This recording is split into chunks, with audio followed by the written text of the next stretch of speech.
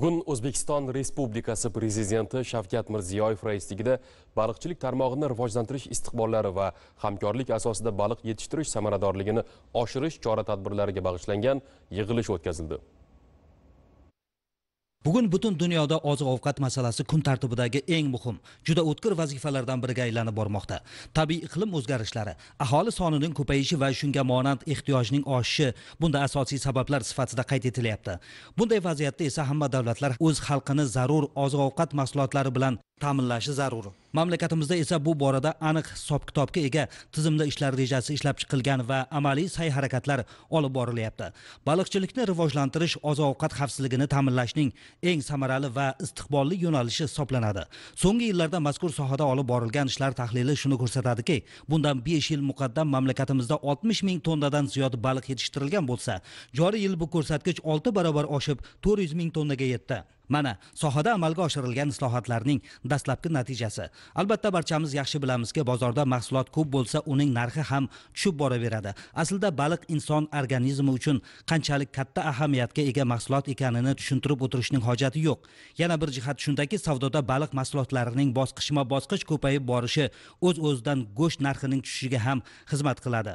Eng muhimi, sohani rivojlantirish orqali ko'plab odamlarning bandligi ta'minlanadi. Buning uchun bizda imkoniyatlar juda katta, lekin undan hali to'la foydalanilyapti deb bo'lmaydi. Tahliliy tanqidiy ruhda o'tgan yig'ilishda Prezident Shavkat Mirziyoyev ayni ushbu jihatlarga asosiy e'tiborni qaratib, aniq yo'nalish va vazifalarni belgilab berdi. Dunyodagi eng katta xavf oziq-ovqat mahsulotlari qimmat bo'layapti. Shuning uchun har bir viloyat, har bir rayon, har bir shahar hokimi qanday qilib o'zini xalqini oziq-ovqat mahsulotlari bilan ta'minlash mumkin. Oldin yer yo'q edi, pul yo'q edi, suv yo'q edi. Hozir yer ham bor, suv ham bor, pul ham bor. Go'sht qancha kerak? Tuxum qancha kerak?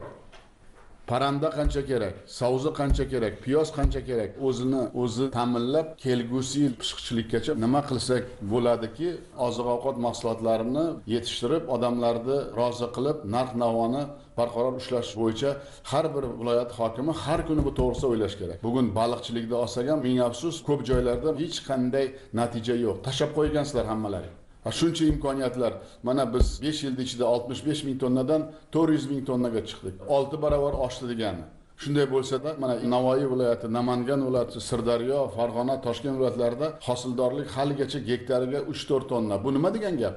Hozir faqat baliqchilikka 20 million dollar, yana 20 million yevro bor. Tayyor pul turibdi. Bu ham ishchi joy, ham daromad, ham oziq-ovqat xavfsizligini ta'minlash bo'yicha eng katta choralar-ku. Nimaga buni qilmayapmiz? Shuning uchun har bir viloyat hokimi 20 million yevro bilan 20 million dollarni qanday qilib o'zlashtiradi? 600 ming tonnaga chiqarish uchun. Qachon biz marraga chiqamiz? Qachon biz go'shtni narxini barqaror ushlaymiz? Agar baliqni ham rivojlantirmasak, 10 mingta xonadonga intensiv baliq yetishtirishni yo'lga qo'yish kerak. Sharof Rashid tumanining tajribasi asosida 10 ming emas, 20 ming, 30 ming qilsa ham bizga bu hali kam.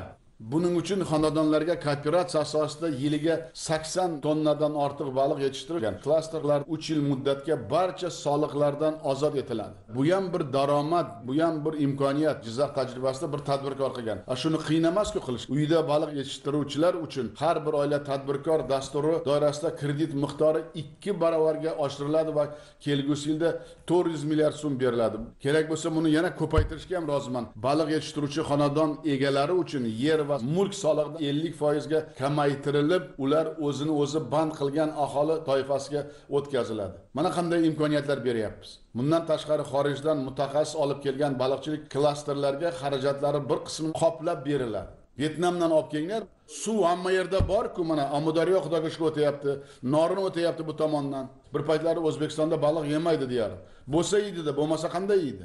Hamma imkoniyat bor, lekin o'zimiz foydalanmayapmiz. Aytish joiz, o'tgan 5 yilda mamlakatimizda baliqchilik tarmog'ida umumiy qiymati 2,2 trillion so'mlik 1016 ta loyiha amalga oshirilishi natijasida baliq yetishtirish hajmi 6 barobarga oshib, joriy yilda 400 ming tonnaga yetkazildi. Baliq iste'mol qilish hajmi 2016-yilga nisbatan 5,7 barobarga oshdi. Dunyoda oziq-ovqat narxlarining o'sishi, inflyatsiya xavf-xatarlari kelgusi yilda oziq-ovqat xavfsizligi eng dolzarb masala bo'lib qolishini yaqqol ko'rsatmoqda. Shu bois viloyat hokimlari o'z hududida baliq yetishtirish holatini tahlil qilib, tadbirkorlar va aholi xonadonlariga barcha sharoitlarni yaratib berish bo'yicha tizimli shug'ullanishi zarur, dedi davlatimiz rahbari. Yangiyo'l va Quyushchirchiq tumanlarida aholini baliq yetishtirishga o'rgatish bo'yicha tajriba o'tkazilib, kelgusi yil 1-iyundan Navoiy, Sirdaryo va Farg'onada ham keng joriy qilishga ko'rsatma berildi. Hosildorligi past bo'lgan 21 ming gektar sun'iy havzalarda hosildorlikni 3 barobarga oshirish va qo'shimcha 190 ming tonna baliq yetishtirish zarurligi ta'kidlandi. Buning uchun 2200 ta xo'jalikni 50 mingta suvni kislorod bilan boyitish uskunasi, aerator bilan jihozlash zarurligi ko'rsatib o'tildi. Demak, prezident kuyunib shu sohaga qaratayotgan e'tiborning zamirida birinchidan arzonchilikni ta'minlash, ikkinchidan sog'liq uchun foydali mahsulotni ko'paytirish, uchinchidan bozorlarda go'shtning narxini tushirishdek katta maqsad mujassam. Yig'ilishda mutasaddilarga ushbu imkoniyatlardan foydalanib, yangi loyihalarni va mahsulot ishlab chiqarishni ko'paytirish, shu asosda aholi bandligini ta'minlash va ichki bozorni baliq mahsulotlari bilan to'ldirish yuzasidan topshiriqlar berildi. Tarmoq va hududlar rahbarlari baliqchilikda amalga oshirilgan ishlar to'g'risida hisobot berdilar hamda 2022-yilgi rejalarni taqdimot qilishdi. Albatta, oxirgi 5 yilda baliqchilik sohasi juda ham ijobiy natijalarga erishgan bir qator ishlar amalga oshirilib kelmoqda. Prezidentimiz mana shu imkoniyatlardan, bizning bor imkoniyatlardan to'liq foydalanmayotganimizni ta'kidlab o'tdi. Oziq-ovqat xavfsizligini ta'minlash maqsadida aynan baliq mahsulotlarini ko'paytirish, bunga qanaqa chora-tadbirlar amalga oshirishimiz kerak?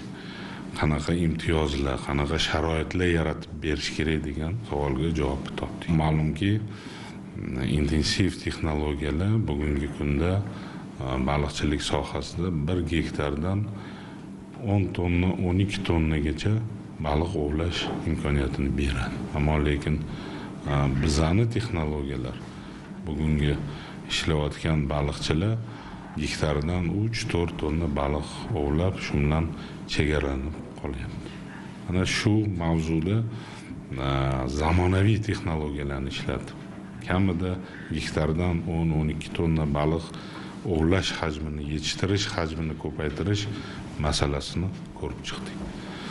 Albatta, o'z navbatida prezidentimiz shu baliqni yetishtirish maqsadida baliqchilik xo'jaliklarimizga imtiyoz ham yaratib beryaptilar, sharoit ham beryaptilar. Mana subsidiya masalasi deymiz. Soliqdan ozod qilish masalasi. Mana bugun ruxsat berdilar. Baliqchilik xo'jaliklariga, aholi xonadonlari bilan klaster usulida ishlayotgan xo'jaliklariga yer solig'i hamda mulk solig'idan ozod etish takliflarini yuritdilar. Albatta, bu katta motivatsiya hisoblanadi. Bilamanki, bundan tashqari aholi xonadonlarida baliq yetishtirish masalasini qo'ydi. Bugungi kunda shunaqangi texnologiyalar mavjud. Har bitta xonadonga, demak, tegishli uskuna, chovog'ini, yemini yetkazib berganda 1 yilda demak 2 tonna 200 baliq yetishtirsa bo'ladi. Har bir aholi xonadoni shunda 12 million so'm daromad topadi. Bu bandlikni ham hamda baliqni hajmini ko'paytirishga ham olib keladi. Bu tadbirkorlarimizga katta yutuq bo'ladi. Keyingi yilda bankimiz oldiga qo'yiladigan vazifalardan bittasi davlat tomonidan bankka 20 million dollar ajratilib, uni asosan aholiga xonadonlarda baliq yetishtirishga qaratilgan loyihalarni amalga oshirish uchun yo'naltiriladigan bo'ldi. Albatta, bu yerda asosiy masala o'sha har bir oila tadbirkor dasturida odamlarning xonadonidan, o'zlarining imkoniyatlaridan keng foydalangan holda ularni baliq yetishtirish, qolaversa o'sha baliq yetishtirish orqali daromadlarini oshirish, shu bilan birgalikda kelajakda o'sha baliq mahsulotlarining narxini oshib ketishga e'tibor qaratilishi to'g'risida topshiriqlar berildi. Prezidentimiz to'liq tushuntirib berdilar. Kooperatsiya asosida klaster usulida amalga oshiriladi. Juda ham katta imtiyozlar berildi. Agar bironta yetakchi tadbirkor bir mahallada 100 ta, 50 ta xonadon tanlab olib, o'sha xonadonlarda baliq yetishtirishni yo'lga qo'yiladigan bo'lsa, ushbu yetakchi tadbirkorlarga hamda o'sha xonadon egalariga imtiyozli kreditlar ajratiladi. Bugungi o'tkazilgan selektorning mavzusi bevosita oziq-ovqat xavfsizligi, fuqarolarning salomatligini, umrini uzaytiradigan parhez mahsulot bo'lgan baliq mahsulot yetishtirishni ko'paytirishga qaratildi. Toshkent viloyatidan oladigan bo'lsak, viloyat juda katta salohiyatga ega mazkur masalada, ya'ni viloyatda bir yilda 33 ming tonna atrofida baliq yetishtiriladi. Asosiy qaratilgan masala mavjud baliqchilik xo'jaliklarida, suv havzalarida, bu tabiiy suv havzalari va sun'iy suv havzalarida hosildorlikni ko'tarishga qaratildi. Toshkent viloyatida bugungi tanqidga uchragan joyimiz shu bo'ldiki, viloyatda bor yo'g'i gektaridan o'rtacha 2 tonna baliq olinyapti. Ikkinchi masala, intensiv baliqchilikka e'tibor qaratilmagan. Ya'ni bor yo'g'i 3% intensiv texnologiya asoslangan xolos. Ilgari bo'lmagan yangi imtiyozlar berilishi bugungi selektor natijasi bilan O'zbekiston Respublikasi Prezidentining qabul qilingan qarorida bir qator masalalar yechimini topyapti. Ya'ni yetishtirilayotgan mahsulotni 80% aholi xonadonlar yetishtiradigan bo'lsa, klaster usulida unga subsidiya beriladi. Eng asosiy masala aholi xonadonlarida baliqchilikni rivojlantirish masalasi berildi. Bizda bugungi kunda bor yo'g'i 105 ta xonadonda baliq xonadon yetishtirilishi rasmiy ma'lumotlar tasdiqlaydi. 2022-yilda biz topshiriq oldikki, bu narsani eng kamida 1200 taga yetkazish. Ya'ni 1200 ta xonadon baliq yetishtirish. Va bu yerda ham fuqarolarga agar xonadonda baliq yetishtiradigan bo'lsa, 3 yilgacha soliqlardan ozod qilinadi. Baliq boqadigan xonadonni tahlil qilganimizda 1 sotixdan 5 tonna baliq yetishtirish mumkin imkoniyat mavjud. Agar shuni yetishtirganda fuqaro, demak, hamma xarajat chiqarib tashlaganda o'rtacha 90 million atrofida daromad olyapti. Lekin soliqni ozod qiladigan bo'lsak, 18 million o'ziga qoladigan bo'lyapti. Ya'ni bu kelgusida o'zini faoliyatini rivojlantirishga asos bo'ladi. Bitta Toshkent viloyatining o'ziga 159 milliardlik loyihalar, 26 milliard so'm faqatgina mavjud baliqchilik xo'jaliklariga ayratilani xarid qilishga yo'naltirilyapti. Baliqchilikni o'rgatish yoki baliq boqish texnologiyalarini o'rgatish bo'yicha o'quv kurslarini tashkil qilgan har bir fuqaro uchun alohida subsidiya berish tizimi joriy qilinyapti. Ya'ni bizda mana shu ikkita oliy o'quv yurtimiz bor viloyatda, Toshkent Agrar universiteti va Chirchiqdagi universitetimiz. Ikkalasini imkoniyatdan foydalangan holda biz, demak, xonadonda ham yoki aytaylik kooperatsiya usulida ham yoki o'zining baliqchilik xo'jaligida ham faoliyat yuritayotgan fuqarolarni o'qitsak, davlat tomonidan bu narsa to'laqonli qo'llab-quvvatlanyapti. Bugungi selektor yig'ilishida aholini oziq-ovqatga bo'lgan ehtiyojini qondirishdagi eng muhim masalalardan biri muhokama qilindi. Bu ham bo'lsa, aholini baliq mahsulotlariga bo'lgan talabini qondirish masalasi, yurtimizda mavjud suv havzalari va sun'iy ko'llarda shu baliq yetishtirish hajmlarini oshirish va aholimiz dasturxoniga yetkazib berishni ko'paytirish yuzasidan muhokamalar o'tkazildi. Bu yo'nalishda hurmatli prezidentimiz tomonidan juda katta imtiyozlar belgilanishi to'g'risidagi qaror qabul qilinishi va bu qarorda birinchi navbatda aholi xonadonlarida baliqchilikni rivojlantirish, tadbirkorlikni rivojlantirishga qo'shimcha soliq imtiyozlari berilishi va bu yo'nalishda shug'ullangan tadbirkorlarga imtiyozli kreditlar ajratilishi bo'yicha topshiriqlar berildi. Qolaversa, baliqchilik klasterlarini tashkil qilish, ya'ni aholi bilan ishlovchi tadbirkorlarni ko'paytirishga qaratilgan muhim chora-tadbirlar belgilandi. Bizning Namangan viloyatimizda ham bugungi kunda 311 ta xo'jalikda yaqin 6000 gektarga yaqin sun'iy havzalarda baliqchilik xo'jaliklari mavjud bo'lib, ularning o'rtacha 1 gektardan oladigan hosildorligi 3-4 tonnaga to'g'ri kelyapti xolos. Bu yo'nalishda hali oldimizda juda katta vazifalar turibdi. Chunki intensiv baliq yetishtirish texnologiyasi joriy etilgan taqdirda har bir gektardan 100 tonnagacha baliq yetishtirish imkoniyati mavjud. Shu yo'nalishda biz viloyatimizning asosan Pop, Mingbuloq tumanlaridagi mavjud baliqchilik xo'jaliklarida qayta xatlovdan o'tkazish ishlarini boshlab yubordik va kelgusi yilda 311 tadan 113 ta baliqchilik xo'jaligida intensiv texnologiyani joriy qilish, qo'shimcha 15 ming tonna baliq yetishtirishni mavjud havzalarning o'zida ko'paytirishni oldimizga reja qilib olganmiz. Qolaversa, viloyatimizdagi 3142 ta xonadonda kelgusi yilda baliq yetishtirishni yo'lga qo'yib, buning hisobiga ham 9000 tonna baliqni yetishtirishni o'z oldimizga vazifa qilib olganmiz. 2021-yil yakunigacha 30 ming tonna, 2022-yilga viloyatimizda 60 ming tonna baliq yetishtirishni o'zimizga reja qilib olganmiz va bu faqatgina mana shu birinchi qadamlarimiz. Hali viloyatimizda imkoniyatlarimiz juda ham ko'p. 2018-yilda Uchqo'rg'on tumanida farel balig'ini yetishtirish intensiv texnologiyasini joriy qilganlar va u yerda gektaridan 200 tonna farel balig'ini yetishtirilyapti bugungi kunda. Shu yo'nalishni bizni eng toza suvimiz bo'lgan Norin daryosi havzasi bo'yida yana qo'shimcha 6 ta yirik loyihani amalga oshirish, qolaversa aholi xonadonlari bilan kooperatsiya usulida farel yetishtirishni rejalashtirib olganmiz va bu yo'nalishda prezidentimiz tomonidan imtiyozlar va imtiyozli kreditlar ajratib berilgan. Buni keyingi yilga mahalladagi hokim yordamchilari bilan birgalikda amalga oshirishni o'zimizga maqsad qilib oldik va bu yo'nalishda muhtaram prezidentimiz bugun barcha imkoniyatlarni selektor yig'ilishida o'zlari aytib o'tdilar. Qoraqalpog'iston Respublikasida 2022 yilga baliq mahsulotlari yetishtirishni, aholimizni arzon baliq go'shti, baliq mahsulotlari bilan ta'minlash bo'yicha bir qator chora-tadbirlarni belgilab oldik. Shu jumladan davlatimiz rahbari topshirig'iga asosan aholi xonadonlarida intensiv usulda baliq yetishtirish ishlarini boshlagan edik. Aholi xonadonlariga klasterimiz bilan birgalikda kichik uzuvi komplekslari olib beriladi. 2 mavsum, ya'ni yoz mavsumida 6 oylik muddatda hamda kuz-qish mavsumida ham yopiq holatda 6 oylik muddatda baliq mahsulotlari yetishtirishi mumkin. Baliq chavoqlari yetkazib beriladi, 2000 dona omuqda yem beriladi baliqni boqish uchun shu 6 oy davomida. Shu bilan birgalikda jami xarajatlar demak 47 million so'mni tashkil qiladi va xonadondan yetishtirilgan baliqni xuddi shu klasterimiz o'zi sotib oladi. Jami demak sazan baliq misolida oladigan bo'lsak 25 ming so'mdan kilogramni sotib oladigan bo'lsa 2400 kilogramm yetishtirilgan baliqni 6 oy muddatda 60 million so'mga sotib olish imkoniyati bor.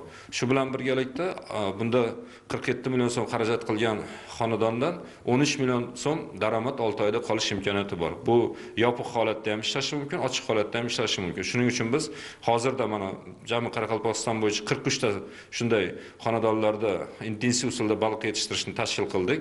Demak, biz kelgusida mana 2022 yilga o'zimizga belgilab oldikki, birinchi yo'nalish kichik uzuv bilan xonadonlarni ta'minlash bo'ladigan bo'lsa, bunda biz jami Qoraqalpog'iston bo'yicha 5000 ta xonadonni xuddi shunday kichik uzuv komplekslari bilan ta'minlash asosida xonadonbo'y baliqchilik etishni rivojlantirishni reja qilib olganmiz. Ikkinchi yo'nalish tabiiy ko'llarga sadoklarni joylashtirgan holatda baliq yetishtirishni ham reja qilganmiz. Bunda 2000 kilogramdan 3000 kilogramgacha 6 oy muddatda baliq yetishtirish mumkin va aholi 15 million so'mgacha 6 oyda daromad olish imkoniyati yaratiladi. Prezidentimiz baliq yetishtirishni hosildorligini oshirish, ba'zi holatda hosildorligi past bo'lgan ko'llar, tabiiy va sun'iy ko'llarda 2 tonna, 3 tonna berayotgan holatlar bor. Lekin agar biz unga aeratorlarni jalb qiladigan bo'lsak, suvni kislorod bilan boyitish natijasida o'sha baliq harakatlanishi va tezroq rivojlanishi hisobiga 8 tonna gektarga 10 tonnagacha chiqarish imkoniyatlarimiz bor. Baliqchilik yo'nalishini yana rivojlantirish uchun klasterlarni tashkil qilish yuzasidan ham davlat rahbari tomonidan qo'shimcha topshiriqlar berildi. Albatta, bugun davlat rahbari tomonidan oziq-ovqat xavfsizligi muhimligi yo'nalishida ham alohida to'xtalib o'tildi. Xalqimizni dasturxonni to'kin qilish, ularning turmush darajasini yaxshilash maqsadida go'sht mahsulotlari yetishtirish, sut mahsulotlari yetishtirish, tuxum, parranda mahsulotlari yetishtirish bilan birgalikda baliq sanoatini ham rivojlantirish bo'yicha barcha choralarni ko'ramiz. Prezidentimiz selektor yig'ilishida baliqchilikni rivojlantirish, baliqni adam xalqqa paydosi shu to'g'rida tushuntirib o'tdi. Shunday e'tibor kuchli bo'ldi. Yangi yo'lda ko'l olib baliq tashkil qilib boshladik bahordan boshlab. Kelganimizda shunday 250 gektar yerni tashlandiq holatga qolib ketgan ekan. Harakat qildikdan shu yilning o'zida 400 tonna katta baliq, tovarniy baliq yetishtirdik, 400 tonna mayda baliq yetishtirdik. Shu bilan cheklanib qolmasdan prezidentimizning hozir asosiy talabi bo'lib turgan bir narsa intensiv usulda baliq yetishtirish. Bu intensiv degani baliq senterini ko'paytirgan degani. Shu yerning o'zida ham imkoniyatlar bor ekan. Yangi yo'lda yeri ham suvi ham menga yoqib qoldi. Shu yerda intensiv baliq usulida kelasi yil xudo xolasa baliq yetishtirib 1000 tonna emas 2000 tonnaga yetishtirish rejamiz. Bizning fermer xo'jaligimiz kengayib shu Xorazmda 2000 tonna baliq yetishtirganmiz. Endi hozir buyina kelib endi shunchalik imkoniyatlar yaratib bergan yana kengaytiramiz degan niyatimiz bor. Xorazmdagi yer bilan bu Toshkent oblastidagi yangi yo'ldagi bizning olgan yer osmon bilan yercha farqi bor ekan. Nimaga deganda bizlarda bir dona ko'chatni rivojlantirish uchun bir oylab parvarish qilishimiz kerak. Bu yerda bitta kasavni yerga tiqsangiz ham ko'karib ketaveradi ekan. Suv ham shirin ekan. Bu yerda nima qilaman desa imkoniyat bor ekan. Hozir kombikорма zavod bitta qurayapmiz. Inkubatsion zavod bittani qurayapmiz shu yerda. Shu bilan birgalikda 20 gektar yerni ekoturizm qilish. Baliqlarni yuborib, odamlarni chaqirib, shu yerda choy tashkil qilib, o'zlari o'tirib qalmoq tashab, baliq tutib, ushlab, dam olib ketadigan zonalarni qilmoqchiman. Biz viloyatimizda baliqchilik rejasini amalga oshirish uchun birinchi navbatda biz naslni seleksiyani yangilashimiz kerak. Shu bo'yicha prezidentimiz topshiriq ham berdi, ham bizga yo'l ochib berdi. Biz yil boshida Vengriya davlatiga tashrif buyuryapmiz. Vengriya davlatidan Jizzax viloyatiga shu yangi naslli karp baliqlarini olib kelib, shu naslni yangilash bo'yicha 2022-yilda 20%, keyingi 2 yil mobaynida to'liq shu yangi naslli baliqlarni, yangi zotli baliqlarni hamma baliq ko'llarida yetishtirishni reja qilyapmiz. Ayni vaqtda bizning viloyatimizda 4 ta inkubatsiya sexlari mavjud. 4 inkubatsiya sexida 200 million dona chovoq baliq lichinkalari yetishtirish mumkin. Kelajakda yana 2 ta inkubatsiya seximiz loyihalari amalga oshmoqda.